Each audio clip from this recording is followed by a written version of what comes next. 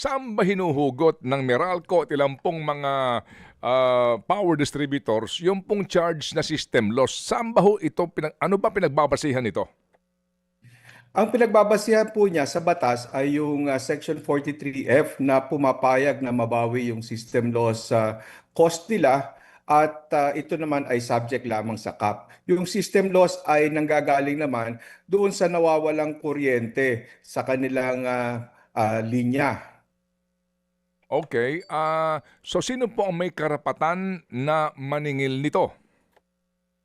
Ang mga distribution utilities po natin kasi sa kasalukuyang mga regulasyon, ang generation at transmission cost na nai-incur nila sa pagsusupply ng kuryente sa kanyang mga customer ay pinapass-through lang niya. Ibig sabihin, hindi niya pinagkakakitaan yung presyo ng kuryenteng nanggagaling sa mga generation companies. Opo, ihiwalay lang po muna natin yung sinasabi ng mga ninanakaw na kuryente, yung mga dechamper o kaya po naman nagko-connecta ng direkta sa poste ng walang metro. Yun ho bang generation companies, ito ho bang pati ho ba Transco may system loss? Kapag po dumadaloy ang kuryente sa transmission wires, yung transmission wires na ngayon ay pinangangasiwaan o ino-operate ng NGCP, meron din pong transmission losses dyan. Okay, and then yun ho bang mga power generators po, meron ba ho silang system loss din? Yung pong kanilang quantity kasi na sinusupply sa mga distribution utilities, karaniwan ay namemetrohan dyan na sa bungad ng distribution network. Kumbaga, all-in na yung kanilang sinusupply at kapag yung kuryente na yan, yung quantities na yan ay pumasok doon sa distribution network, ito ay nababawasan palalo. Kaya kung ang kilowatt hours na na-deliver sa isang utility ay 1,000 halimbawa, pero ito ay nabenta sa mga customer ng utility, ito ay hindi na rin 1,000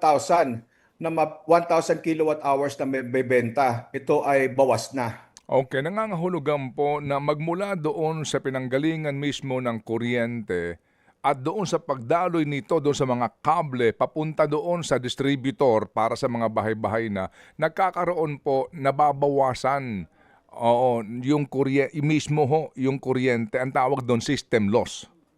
Opo, tama po yan. At sa level ng transmission, ito po ay transmission line losses. Okay. Mas maliit siya kumpara doon sa line losses sa distribution level kasi mas mababa na ang voltahe pagdating sa distribution network. Okay. Opo. Ngayon po sir, yung pong system loss na yan mula doon sa NGCP o maging sa generation, ito po ay sinisingil ng Meralco sa kanilang bill. Paano ang komputasyon? Ang Meralco po, bale siya ay kumukontrata on behalf of its customers at kung ano yung napagkasunduan nilang presyo na naaprubahan din ng komisyon, ito naman ang nasisingil ng generation company sa Meralco. At ang Meralco, yung kabuuang gastos na ito o yung total na peso amount, ito ay kanyang dinidivide doon sa kilowatt hours na actually sold sa kanyang mga customers. At ito na nga, dahil lang kanyang billing determinant, pagbebenta sa mga customers niya, ay yung actual na kilowatt hours na nabenta niya sa lahat ng mga kanyang customers. So ibig sabihin, bawas na ito. Kumbaga at the delivery point, kung halimbawa 1,000 kilowatt hours ang na-deliver ng generator, na pinagkunan niya, pero kung isusuma mo ang lahat ng kilowatt hours na nabenta sa kanyang mga customers, hindi magtutugmaya na 1,000 kilowatt hours din. May kabawasan na. Kaya ito ngayon ang gagamitin na denominator para matukoy mo kung ano yung peso per kilowatt hour na singil ni Meralco. At nakasama na dito yung gastos associated with the system loss.